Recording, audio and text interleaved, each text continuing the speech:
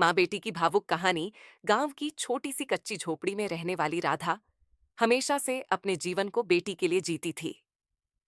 पति का देहांत बहुत पहले हो चुका था, जब उनकी बेटी काव्या केवल 5 साल की थी।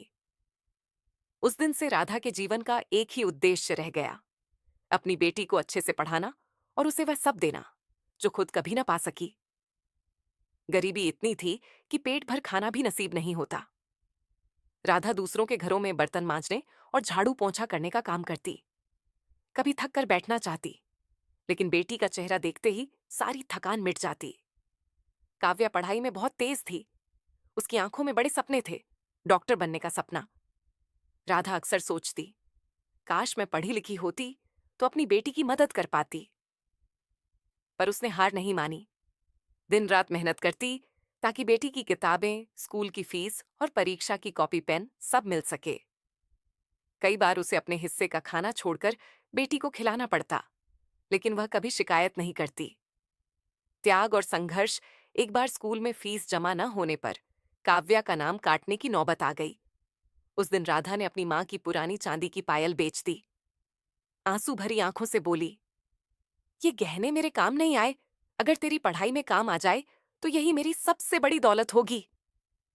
काव्या रो पड़ी, मां के पैरों को पकड़कर बोली, मां, मैं पढ़ाई में मेहनत करूंगी और आपके सारे सपने पूरे करूंगी।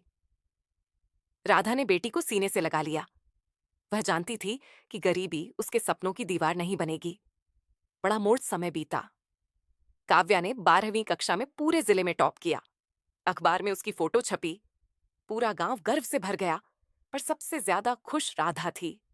उसकी मेहनत रंग लाई थी। अब मेडिकल कॉलेज की फीस जुटाना मुश्किल था। लाखों रुपयों की जरूरत थी। राधा ने बैंकों, साहूकारों, रिश्तेदारों से मदद मांगी, पर कोई तैयार नहीं हुआ। अंत में उसने पास के किसान के खेतों में मजदूरी करना शुरू किया। धूप में झुलसती, हाथों में छाले पड़ते, फिर भी चेहरे पर मुस्कान लिए रहती। वह जानती थी कि यही मेहनत एक दिन बेटी को डॉक्टर बनाएगी। बेटी का सपना सच कई सालों की मेहनत के बाद आखिर वह दिन आया जब काव्या डॉक्टर बनी। सफेद कोट पहनकर जब वह मां के सामने खड़ी हुई तो राधा की आंखों से खुशी के आंसू बह निकले। उसने बेटी का चेहरा सहलाते हुए कहा, आज मुझे लगता है कि मेरी जिंदगी सफल हो गई। मेरे त्याग की कीमत मुझे सबसे अनमोल तोहफे के रूप में मिली है। काव्या ने मां के पैर छूकर कहा, मां, अगर आप न होती तो मैं यहां तक कभी नहीं पहुंच पाती। आप ही मेरी असली प्रेरणा हो। अंत आज काव्या एक बड़े अस्पताल में डॉक्टर है। वह गरीबों का मुफ्त इलाज करती है, क्योंकि उसे याद है कि गरीबी कैसी होती है। राधा अपनी बेटी को देखते हुए गर्व से कहती है, मेरे लिए भगवान का रूप मेरी बेटी है। मैंने उसके लिए जो भी त्याग किया, आज उसका फल देखकर लगता है जैसे सारी थकान मिट